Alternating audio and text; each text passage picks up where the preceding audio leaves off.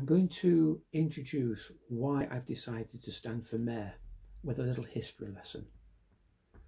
It all goes back 75 years ago to the end of World War II, when the Labour Party swept into power on the bold vision of creating a new world for Britain. There was a fantastic opportunity to modernise and revolutionise the UK economy.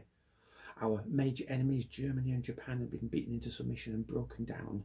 America was on the boom. We'd made revolutionary scientific breakthroughs in radar, jet engine, computers, electronics, and so much more. And then the Labour Party set forth their grand vision.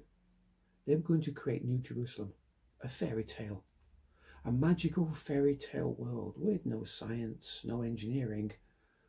They decided to build a health service, which is great. I mean, it served us well, but they didn't build an industrial scientific economy to modernise the rest of the nation. And they didn't build an economy strong enough to pay for the health service, especially at major times of crisis, such as the one we've been going through in the last few months, the last year. Today, it's spring 2021, 75 years later. The only thing the Labour Party can ever claim is they built the health service. And yet today we face another remarkable opportunity to bring forth a new vision of economic and social regeneration, a new vision of how we can embrace modern science, modern technology, modern engineering to make our world better. We're coming out of the COVID crisis and we're coming out of the Brexit crisis, both of which are remarkable opportunities to transform Britain, if only we had the vision for it. Now, I never claim to be a politician. I'm not. I'm rubbish at administration.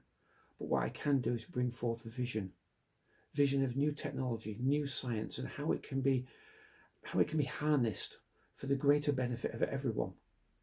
If you want to solve climate change, urban traffic congestion, air pollution, I've been working on that since 2005.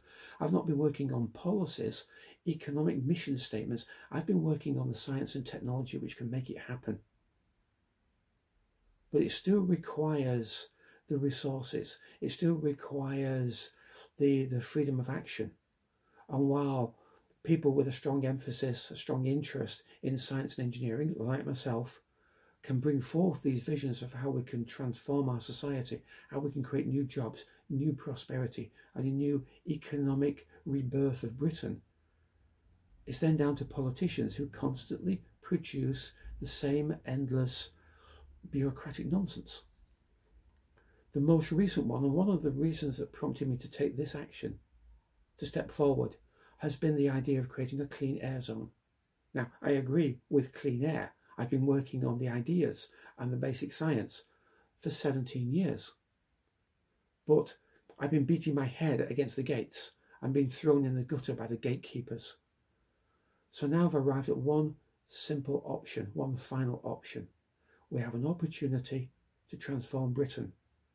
I'm offering my vision of transformation for the whole of Greater Manchester, to make Greater Manchester greater, to take advantage of this opportunity and do what we could have done 75 years ago. If you're prepared to support my vision, if you're prepared to support my campaign, then step forward and come and join me. The name's Bond.